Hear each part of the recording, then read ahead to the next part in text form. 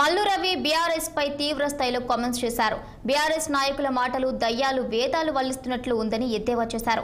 కాంగ్రెస్ ఎమ్మెల్యేలను టీడీపీ ఎమ్మెల్యేలను టీఆర్ఎస్ పార్టీలో చేర్చుకుని మంత్రి పదవులు ఇవ్వలేదా అంటూ ప్రశ్నించారు. ప్రభుత్వ వ్యతిరేక విధానాలు ఉంటే ప్రశ్నించండని, ధర్నా చేయడానికి ధర్నా చౌక్ ఉందన్నారు. ఇలా దాడులు చేయడం కరెక్ట్ కాదని, బీఆర్ఎస్ నాయకులు అధికారం కోల్పోయాక నియనాత్మకమైన ప్రతిపక్ష పాత్ర పోషించట్లేదని పేర్కొన్నారు. వాళ్లలో వాళ్లే కొట్లాడుకుని శాంతి భద్రతలకు విఘాతం కలిగిస్తున్నారని, పోలీసులపైనే అటాక్ చేసి బీఆర్ఎస్ దౌర్జన్యాలకు పాల్పడుతోందన్నారు. బీఆర్ఎస్ వాళ్ల చర్యలను కాంగ్రెస్ పార్టీ తీవ్రంగా ఖండిస్తుందని, ఇలాంటి చర్యల వలన హైదరాబాద్ కు ఐటీ కంపెనీలు పెట్టుబడులు రాకుండా చేసే ప్రయత్నం చేస్తున్నారన్నారు.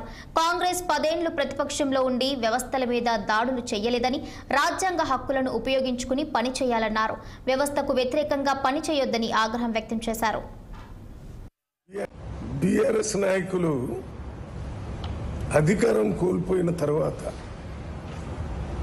కన్స్ట్రక్టివ్ అపోజిషన్ లాగా కాకుండా డిస్ట్రక్టివ్ అపోజిషన్ లాగా వారిని వారే డిస్ట్రక్షన్ చేసుకుంటున్నారనే సంగతి మర్చిపోయారు.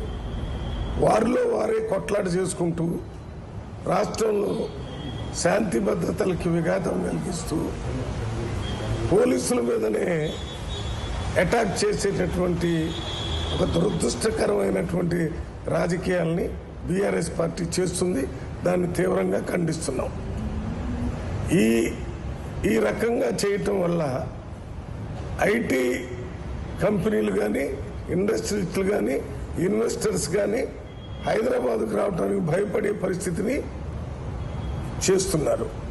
హైదరాబాదులో దాదాపు 500-600 సంవత్సరాల నుంచి తెచ్చుకున్నటువంటి బ్రాండ్ ఇమేజ్ని దెబ్బతీసే